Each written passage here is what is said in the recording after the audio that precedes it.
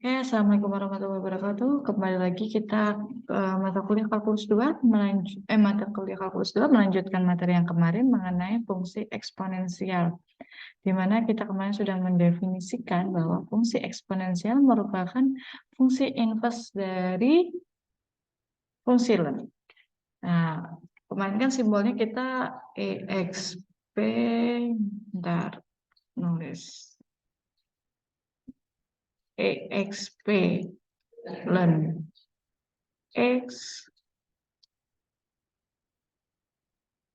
ln X sama dengan X, begitu pula dari ln EXPY sama dengan Y gitu kan. Nah, ini juga penulisan ini bisa dinotasikan dengan yang berbeda, yaitu E pangkat ln X sama dengan X atau ln E pangkat Y sama dengan Y. Di mana E itu adalah menotasikan bilangan real positif unik, artinya tunggal, sehingga ln E sama dengan 1. Nah, diingat-ingat ya definisi ini, ln E sama dengan 1. Sehingga kita punya catatan E pangkat ln X sama dengan X dan ln E pangkat Y sama dengan Y. Dari definisi fungsi eksponensial kita punya sifat bahwa E pangkat A dikali E pangkat B sama dengan E pangkat A plus B dan E pangkat A dibagi E pangkat B sama dengan E pangkat A min B. Namanya sifat atau teorema maka harus dibuktikan. Buktinya sesuai dengan model yang kita miliki, yaitu definisi atau sifat-sifat terkait logaritma natural kemarin atau ln kemarin. Sehingga kalau misalkan saya punya, misalkan membuktikan yang pernyataan pertama ini, saya punya E pangkat A dikali E pangkat B, itu sama dengan EXP ln E pangkat A dikali E pangkat B. Benar ya? Karena sifat eksponensial adalah inverse dari ln ya.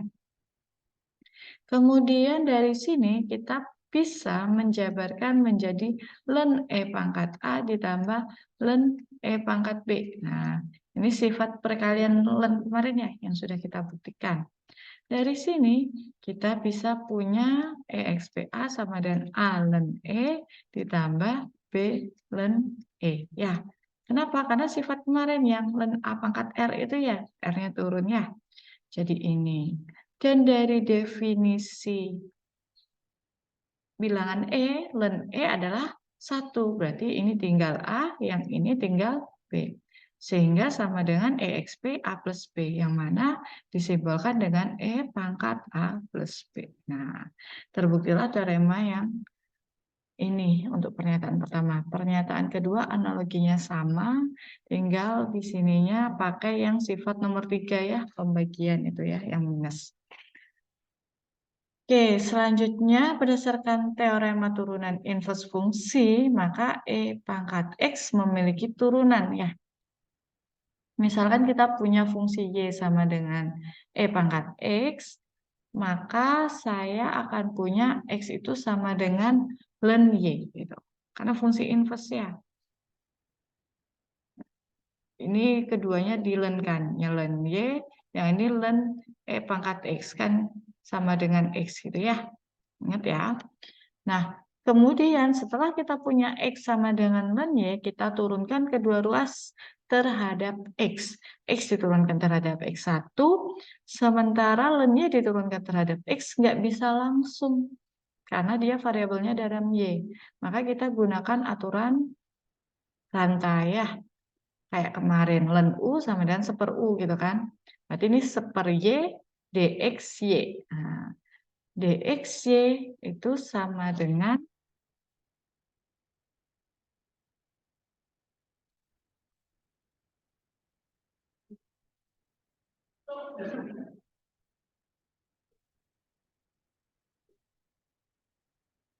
ya, sehingga kita punya ini jadi dxy, kita pindah ruas ya, jadi dxy sama dengan y sama dengan E pangkat X. Artinya apa berarti ini? Turunan dari y adalah E pangkat X. Turunan dari y terhadap X adalah E pangkat X gitu ya. Ini pindah ruas ya kalau kalian bingung ya. Sehingga diperoleh y turunan dari E pangkat X adalah E pangkat X itu sendiri. Sehingga secara umum Kalau E pangkat U, di mana U adalah fungsi dalam X, maka turunan rantai E pangkat U dx U. Contoh di sini adalah E pangkat akar X. Maka ini sama aja dengan mencari turunan E pangkat X pangkat setengah, gitu kan? Maka turunannya adalah tetap E pangkat X pangkat setengah, itu kan E pangkat U. Kemudian turunan dari X pangkat setengah, yaitu setengah X pangkat min setengah. Atau sama dengan E pangkat akar X, yang di sini adalah per 2 akar X. Ya, karena pangkat min setengah ya. Oke. Berarti kalau yang ini ya sama. Jadi E pangkat X kuadrat ln X, gitu kan, E pangkat U-nya tetap, kemudian turunan dari X kuadrat ln X. Turunan X kuadrat ln X apa? Ingat, ini dua fungsi dalam X, jadi harus gunakan aturan perkalian ya. Jadi ini si U, ini si V ya, perkalian. Karena ini fungsi dalam X, yang ini juga fungsi dalam X ya. X kuadrat sama ln X, bukan konstanta. Jadi harus gunakan perkalian. Berarti U aksennya adalah 2X, V-nya ln X, ditambah V aksennya apa? Turunan dari ln X adalah 1/X, dikali U-nya X kuadrat.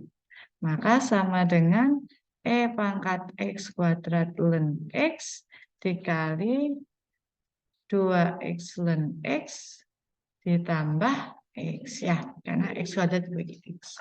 Nah, gitu hasilnya ya. Jadi diperhatikan untuk pangkatnya itu bentuknya apa. Bisa aja perkalian dua fungsi, pembagian dua fungsi, atau cuma perkalian skala. Oke, selanjutnya karena kita punya turunan dari E pangkat X, maka integralnya tetap, gitu ya. Kan integral tak tentu kan dapatnya dari antiturunan. Artinya apa ya? Fungsi apa yang kalau diturunkan hasilnya itu, karena mereka sesuatu yang sama, berarti ya hasil integralnya ya sama gitu ya. Sehingga integral E pangkat U du secara umum ya sama dengan E pangkat U plus C. Sebagai contoh di sini, kalian harus perhatikan, di sini variabelnya sama, ya sama-sama U. Kalau ini yang menjadi pangkatnya E adalah min 4X, yang ini adalah X, maka harus disubstitusi. Misal, U sama dengan min 4X, maka du per dx-nya adalah min 4. Sehingga kita peroleh dx adalah du per min 4. Jadi integralnya menjadi E pangkat U du per min 4. Ini U ya, maaf. Oke, sehingga ini sama dengan min 1/4 E pangkat U du. Nah, min 1/4 tetap kan hasil integralnya plus C elemen R. U-nya siapa? Kita kembalikan. Kalau belum dikembalikan, belum sepenuhnya benar ya. Karena soal dalam X, maka jawaban akhir harus dalam X. Jadi jawabannya adalah min 1/4 E pangkat min 4X plus C. Gitu. Jadi diperhatikan ini apa ya pangkatnya. Apakah bisa saling menghilangkan? Kalau ini tinggal dikasih batas ya. Berarti kalau di sini misalkan contoh yang nomor 3, permisalannya adalah U sama dengan min 3X kuadrat. Du per dx-nya adalah min 6X. Gitu kan? Nah, yang saya punya adalah X dx, ini kan? X dx. Maka saya akan punya du per min 6 sama dengan X dx. Ini jadi integral E pangkat U du per min 6. Karena X dx-nya diganti du per min 6. Kemudian batasnya kita jangan lupa ganti karena kita dalam U. Ya, kalau U-nya min 3X kuadrat, saat X-nya sama dengan 1, maka U-nya adalah min 3. Saat X-nya sama dengan 3, maka U-nya adalah 3 kuadratin 9, 9 kali 3, 27 ya. Jadi saya punya integral, ini dari min 3 sampai min 27. Ya, nah inilah contoh yang kemarin saya sampaikan. Min 27 lebih besar atau lebih kecil dari min 3? Lebih kecil kan? Seharusnya dia kan posisinya di bawah. Tapi kita mengikuti aja batas yang posisi bawah, siapa yang atas siapa. Jadi nggak usah ditukar yang kecil yang di bawah ya. Kalau kita substitusikan. Sehingga saya punya min 1/6 E pangkat UDU dari min 3 sampai min 27. Yang mana ini sama dengan min 1/6 E pangkat min 27 dikurangi E pangkat min 3. Inilah hasil akhirnya. Sudah, nggak usah diapa-apain. Bolehlah kalau mau disederhanain seperti ini. Min 1/6, 1/2 E pangkat 27 dikurangi 1/E pangkat 3. Masih bolehlah. Ya. Nggak usah terlalu banyak yang di otak-atik, masih boleh sampai situ saja. Ya itu ya, jadi untuk turunan eksponensial dan integral eksponensial cukup sederhana, yaitu muncul dia lagi gitu. Jangan sampai bentuk asalnya tidak ada. Nah, tapi selain bentuk asal ada yang lainnya mempengaruhi kalau dia bukan hanya X. Gitu ya. Oke, perhatikan untuk selanjutnya kalau saya punya A pangkat R gitu ya. Berarti itu kan sama aja dengan E pangkat ln A pangkat R ya. Karena X itu sama aja dengan E pangkat ln X gitu kan. Karena eksponen adalah inverse dari ln ya. Sehingga dengan sifat ln kita punya ini sama dengan R ln A. Oke. Sehingga dapat didefinisikan secara umum A pangkat X itu sama dengan E pangkat X ln A. Jadi fungsi eksponensial umum ini artinya ya. Kalau yang tadi fungsi eksponensial alami. Jadi pakai simbolnya si E pangkat X. Kalau ini biasanya disebut dengan eksponensial umum. Jadi A-nya itu bebas bilangan bulat, bilangan real positif ya. Jadi ingat ya, positif, nggak boleh negatif karena lebih dari 6. Tapi bulat, bukan bulat tapi real gitu ya maksud saya. Oke. Nah, sehingga saya punya ln A pangkat X sama aja dengan menglenkan E pangkat X ln A. Gitu kan. Ln E tadi apa? Ini kan sama aja dengan X ln A dikali ln E gitu kan. Ini kan karena pangkat itu turun gitu ya. Pangkat dari E turun. Jadi X ln A ln E. Nah ln E itu hasilnya adalah 1. Jadi hasilnya sama dengan X ln A. Nah kemudian ini sifat-sifat eksponen. Ini salah satu sifat yang tadi sudah kita buktikan. Tapi pada eksponen alami, yaitu pada saat A-nya kita gunakan bilangan irasional E. Gitu ya. Nah, kalau dia dikali, maka pangkatnya dijumlah. Kalau dia dibagi, maka pangkatnya dikurang. Kalau pangkat yang ketemu seperti ini dikali, kalau ini milik masing-masing pangkatnya, kalau ini dibagi. Ingat syaratnya, yang dipangkatin harus bilangan real positif. Oke, sehingga kita punya sifatnya dari sifat yang sebelumnya eksponensial alami, kita punya secara eksponensial umum juga mirip ya. Kalau eksponensial alami tadi kan turunan dari E pangkat U, ada E pangkat U sendiri, dxu.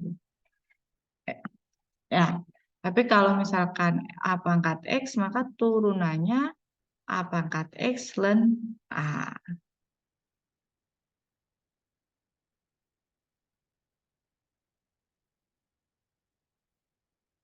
Buktinya sebenarnya cukup sederhana dari definisi yang kalian miliki aja, gitu ya.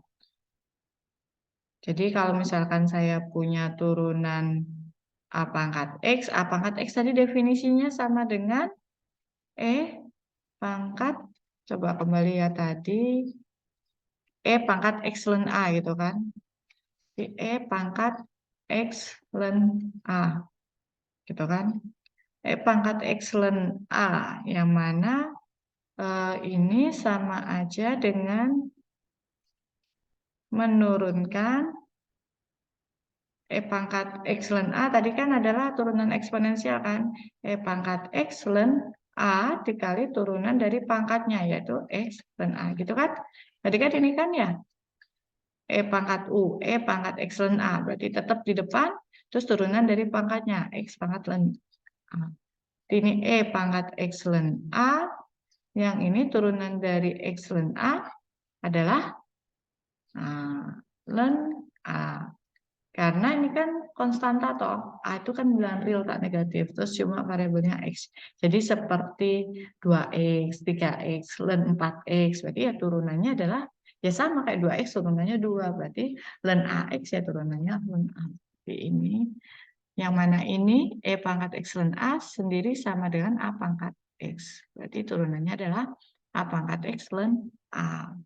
Contoh yang nomor 1 berarti turunannya adalah 3 pangkat akar X dikali ln dari berapa? 3. Benar? Belum. Karena kita harus menurunkan secara rantai juga, yaitu akarnya ini. Jadi, turunan dari akarnya adalah setengah X pangkat min setengah. Jadi jangan lupa ya, pangkatnya juga harus diturunkan. Jadi hasilnya adalah 3 akar X ln 3 per 2 akar X ya. Karena X-nya pangkat min setengah. Berarti seperti itu. Jadi bukan langsung A pangkat X ln A gitu, enggak. Tapi dilihat pangkatnya kan itu X. Berarti kalau misalkan A pangkat U secara umum kita punya adalah A pangkat U ln A dikali DX tetap ya. Oke, yang nomor 2, tentukan DY per DX jika Y sama dengan seperti itu. Nah, kalau yang depan, ini kan penjumlahannya ada 2 suku. Ini ya. Kalau yang depan, ini fungsi apa? Polinom biasa, polinom dipangkatin gitu. Kalau yang belakang baru fungsi eksponen. Sehingga turunannya masing-masing, yang ini jadi 5x pangkat 4 plus 2, 5-nya dikurangi 1 jadi 4, terus turunan dari yang di dalamnya, yaitu 4x pangkat 3. Nah, ini yang pertama ya, saya tulis A, misalkan ini A ya. Yang B-nya, berarti kita gunakan aturan eksponensial. Jadi turunannya adalah 5x pangkat 2 plus 2 dikali ln 5. Dikali turunan pangkatnya, yaitu 2x. Gitu. Jadi tidak semua pangkat itu pakai eksponensial ya. Contoh nomor 2 ini mungkin akan sedikit membingungkan. Kalau yang di depan, yang si bagian A, yang dipangkatin itu variabelnya. Kalau yang di belakang, variabelnya malah menjadi pangkat gitu. Saat variabelnya yang dipangkatin, maka dia pakainya adalah fungsi polinom, aturan turunan biasa. Tapi kalau yang variabelnya itu yang sebagai pangkat, maka kita gunakan aturan turunan fungsi eksponensial. Ya, jadi akan muncul silen. Kecuali kalau yang dipangkatin adalah E, nggak akan muncul ln. Oke. Kemudian setipe dengan sebelumnya, kalau sebelumnya kita punya E pangkat U turunannya adalah E pangkat U lagi, sehingga integral E pangkat U du adalah E pangkat U plus C, maka ini juga sama. Integral A pangkat X dx ya. Jadinya kan ln A-nya ikut ke sini. Jadi ln A pangkat X plus C. Ya, ini kan ikut ke sini ya. Oke. Nah, sehingga yang ini, contoh ini, oh ini kekurangan dx. Sehingga contoh yang nomor 3, mengintegralkannya ingat apa? Ini pangkat 3 ya, kalau pangkat 2 nanti susah jadi ngerjain. 2x pangkat 3 dikali x kuadrat dx. Nah, ingat, kalau ini xx, berarti kalau secara umum a pangkat u du adalah seperlen a pangkat u plus c. Nah, harus sama variabelnya. Ini udah sama belum? Belum kan? Nanti kita misalkan u-nya adalah x pangkat 3. du per dx-nya adalah apa? Du per dx-nya 3x kuadrat. Berarti kita punya dx kuadrat ya, karena calon kita ada x kuadratnya. X kuadrat dx sama dengan du per 3. Sehingga yang ini jadi kebentuknya adalah 2 pangkat U, ya kan, X pangkat 3-nya kan U. Jadi jangan salah memisalkan ya, jangan pangkat 3-nya yang dimisalkan. Kalau pangkat 3 yang kalian misalkan akan jadi susah ya, pangkatnya keseluruhan yang dimisalkan. X pangkat 3 dipisahkan U, X kuadrat dx adalah du per 3. Berarti saya punya sepertiga integral 2U du. Yang mana sama dengan sepertiga kali seperlen 2 kali 2 pangkat U plus C. C elemen R. Pangkat U ya, bukan 4U. Sepertiga ln 2, 2 pangkat U-nya tadi siapa? X pangkat 3 plus C. Ya, gitu ya.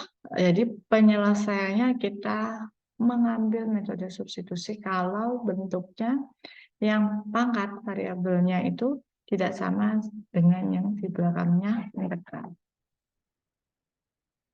Oke. Nah, kalau kita ada tadi logaritma natural ya, pertama yang untuk mengisi kekosongan dari seper X kemarin, kemudian kita kenal fungsi eksponen alami, yaitu EXP, yang mana fungsi inverse dari ln, kemudian kita perluas fungsi eksponen alami itu ke dalam eksponensial umum. Nah, ini juga dapat kita perluas ke dalam logaritma umum. Kalau kemarin ln itu bisa dikatakan dengan logaritma alami atau natural logarithm. Definisinya adalah misalkan A bilangan positif tapi bukan 1. Jadi 1 kan juga positif, tapi yang dimau ini positif yang tidak sama dengan 1. Maka saya akan punya Y itu sama dengan log AX atau X sama dengan A pangkat Y. Mungkin kalian dulu pas SMA sering simbolnya adalah A log X gini ya. Nah, ini cuma permasalahan peletakan A-nya aja. Maksudnya sama ya, yaitu sebagai basis.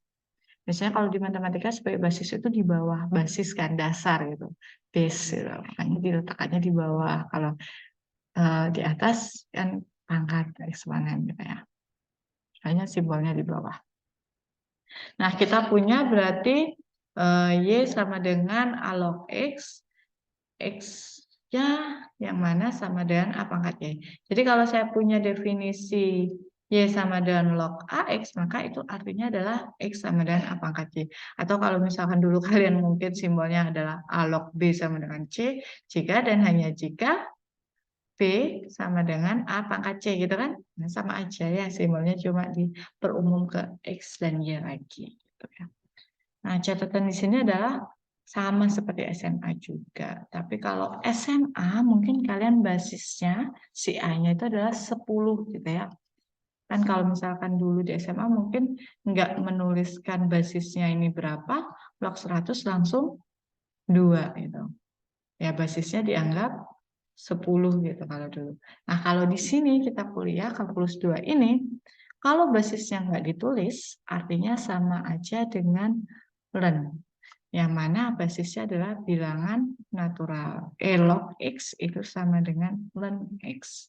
Nah, ini beberapa buku luar atau buku ini ya, terbitan penulis-penulis dari universitas di luar negeri, biasanya itu memang menuliskan ln itu untuk log.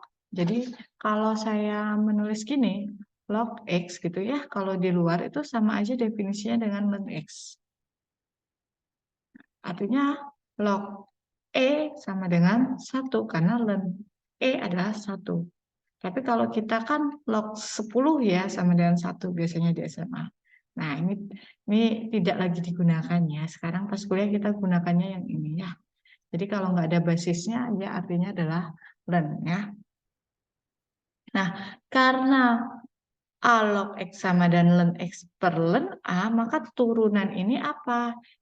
Berarti sama dengan turunan dari ini adalah turunan dari ln X per ln A, yaitu ln A kan tadi konstanta, berarti sama dengan 1/per ln A dikali turunan dari ln X. Turunan ln X apa? 1/X, berarti 1/per ln A dikali 1/X, atau 1/X ln A. Ini ya turunannya. Jadi turunan A log X adalah 1/X ln A. Contohnya seperti ini. Jadi turunannya apa? dy per dx. Untuk contoh yang pertama adalah 1/, yang dilogkan siapa?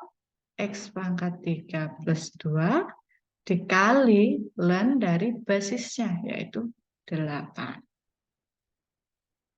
Sudah selesai?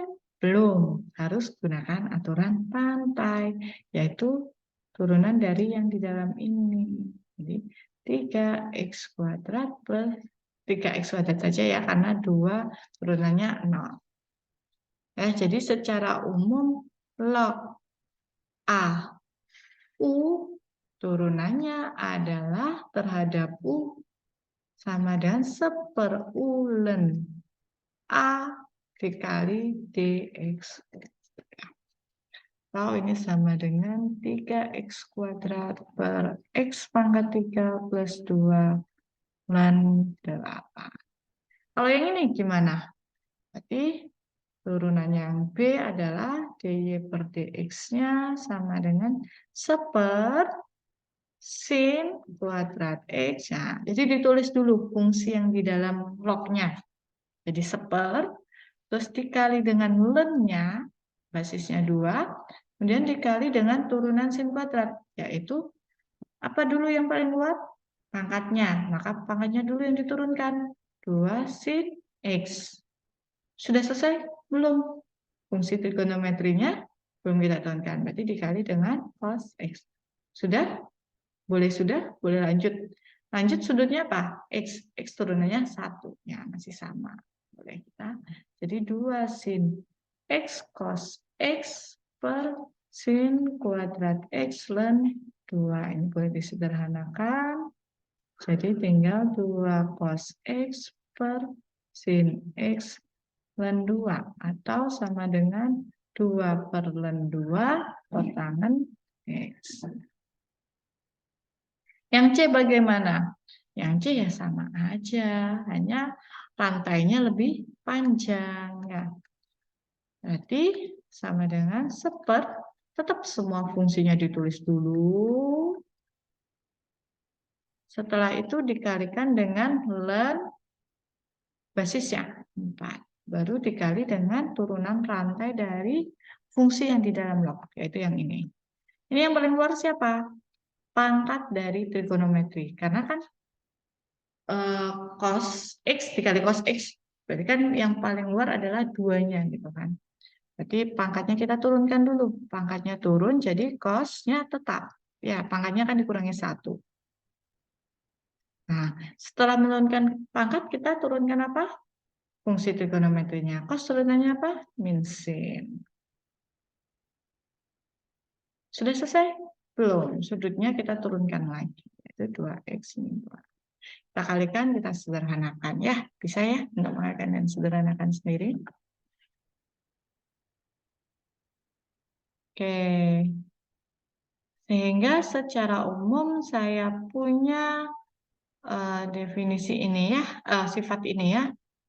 Jadi turunan A pangkat X adalah A pangkat X ln A, tapi integral dari X pangkat A dx adalah X pangkat A plus 1 per A plus 1. Ya, ini yang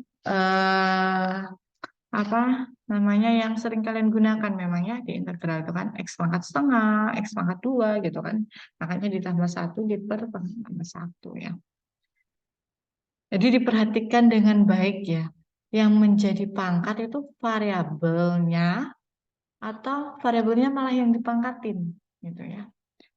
Memang agak sedikit membingungkan kalau tidak benar-benar teliti. Tapi kalau teliti gampang, ini sangat amat gampang dikerjakannya daripada yang kemarin mencari volume benda putar ya. Oke, pertanyaannya adalah mencari turunan dari fungsi X pangkat X dengan dua metode. Kenapa bisa dengan dua metode? Ya, kita bisa menganggap ini sebagai variabelnya yang dipangkatin atau pangkatnya yang sebagai variabel gitu. Kan sama-sama bervariabel ya. Pangkatnya di variabel pangkatnya berupa variabel atau yang dipangkatin juga berupa variabel. Metode satu kita dapat memisalkan tulis mananya ini mana skill saya ini. Metode satu kita dapat memisalkan Y sama dengan X pangkat X itu sebagai E pangkat X ln X. Kenapa? Karena X pangkat X itu kan sama aja dengan E pangkat ln X pangkat X gitu kan. Sifat eksponensial alami dan logaritma yang mana dia adalah inversnya. Ya, jadi X pangkat X, kalian punya gini toh. X itu sama aja dengan E pangkat ln X gitu kan. Tadi yang di awal. Nah, sehingga X ini saya ganti X pangkat X. Berarti E pangkat ln X pangkat X. Dari sifat ln berarti E pangkat X ln X gitu kan. Turun. Ya. Sehingga saya punya itu. Jadi Y-nya itu maka dxy-nya sama aja dengan dx dari E pangkat X ln X gitu kan. Nah, turunannya ini apa? Ya, E pangkat U tadi, yaitu E pangkat U dikali turunan dari U-nya. Turunan U-nya, di sini U-nya dilihat X ln X, berarti variabel dikali dengan variabel atau fungsi dikali dengan fungsi. Maka harus pakai aturan perkalian dua fungsi. Turunannya berarti U aksennya 1, V-nya adalah ln X ya. Ini U, ini V. Ditambah V aksennya turunan dari ln X adalah 1 X, U-nya adalah X. Berarti sama dengan E pangkat X ln X, ini ln X, ini 1. Nah, ini hasil turunannya. Atau kita bisa kembalikan ini kepada soal tadi ya, yaitu X pangkat X.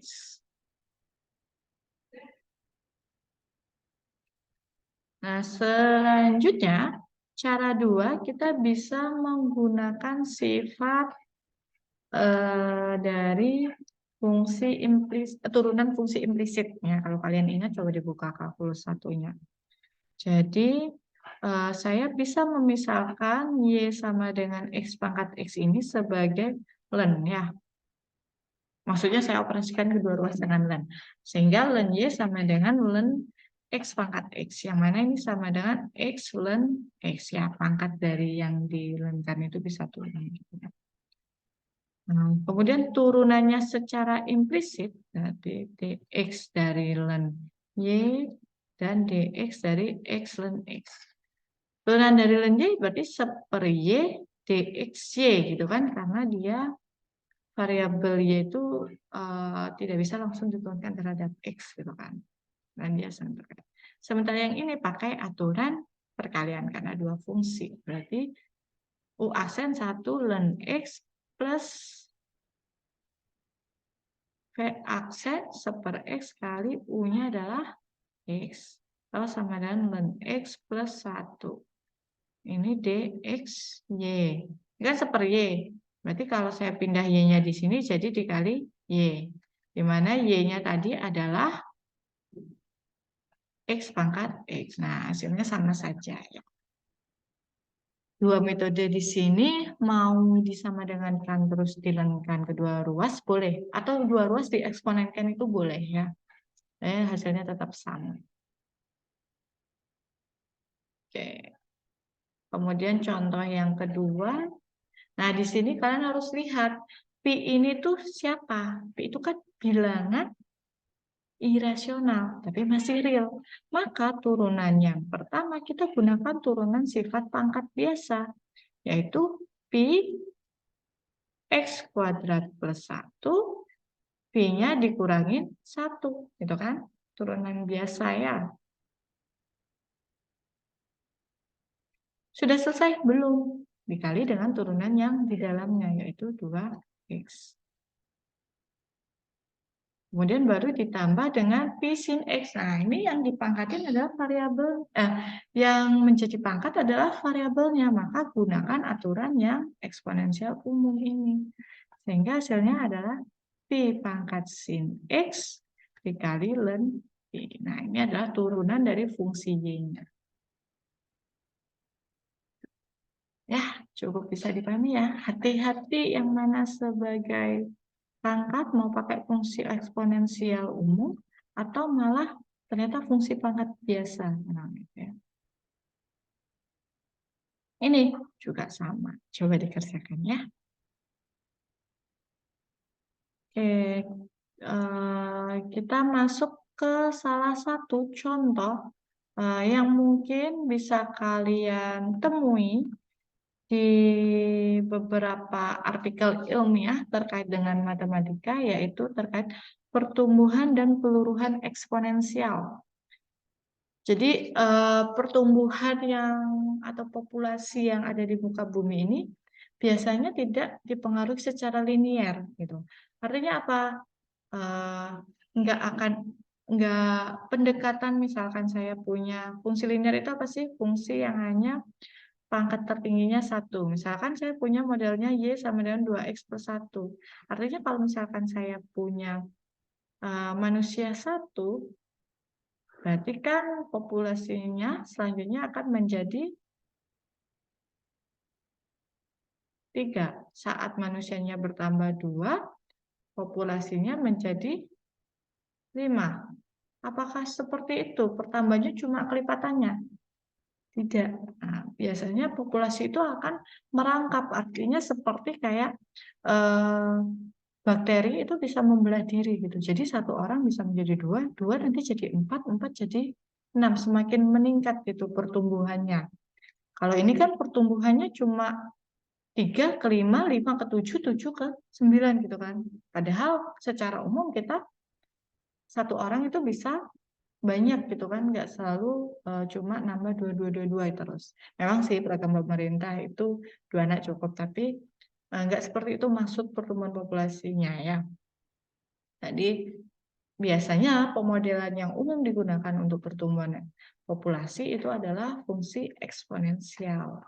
Contoh di sini pada awal tahun 2004 populasi dunia sekitar 6,4 miliar manusia. Pada tahun 2020 kita mencapai 7,9 miliar penduduk ya.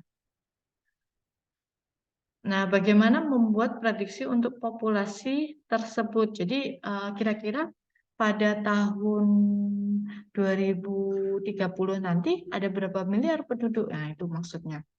Itu nggak mungkin bisa didekati dengan fungsi linear atau kuadrat biasa. Sangat amat apa ya? Tidak alamiah natural hasilnya mendekati gitu dari data yang ada. Biasanya digunakan fungsi eksponensial gitu. Kalau misalkan datanya seperti itu, maka kita lihat T itu adalah tahun, K itu adalah nilai konstanta, Y itu adalah nilai populasi, Y0 nilai populasi awal.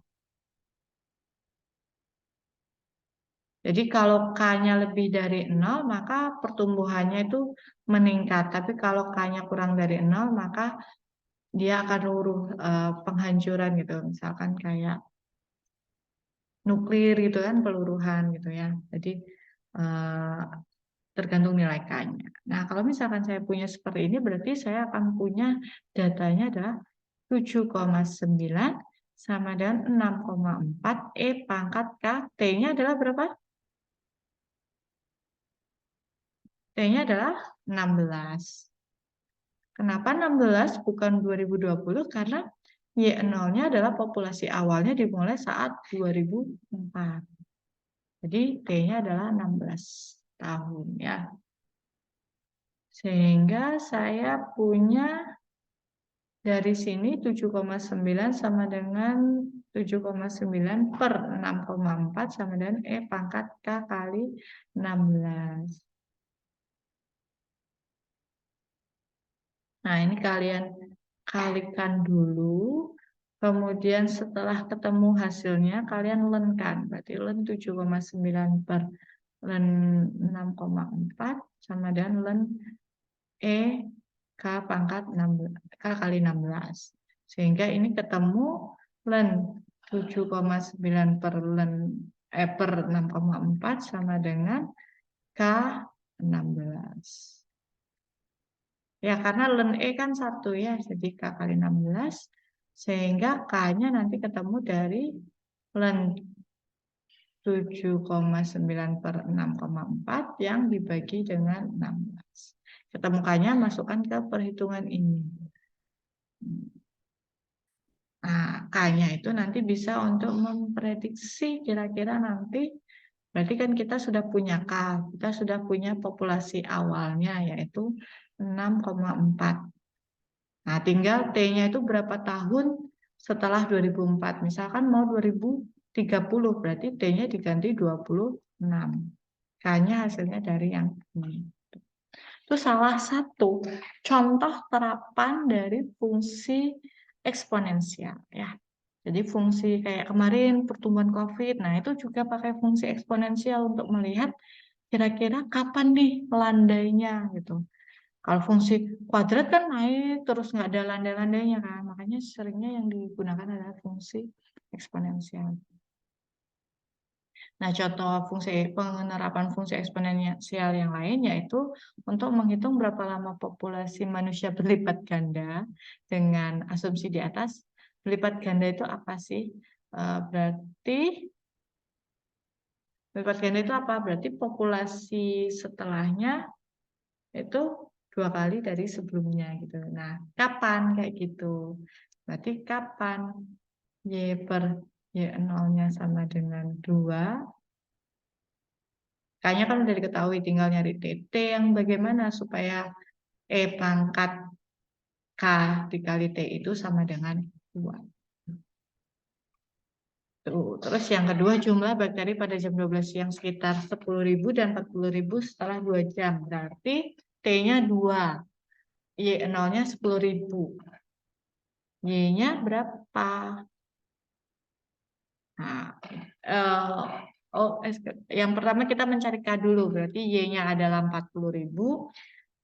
Y0-nya adalah 10.000, E pangkat K, T-nya adalah 2, karena dari 12 sampai 2 jam ya. Jadi T-nya 2, ketemu K, baru kemudian hasil K itu dimasukkan, hitunglah untuk pas 5 jam. Artinya berarti T-nya diganti 5, berapa hasilnya. Oke, sekian untuk fungsi eksponensial. Selanjutnya, pertemuan selanjutnya akan kita membahas mengenai fungsi trigonometri juga memiliki inverse. Next video. Ya.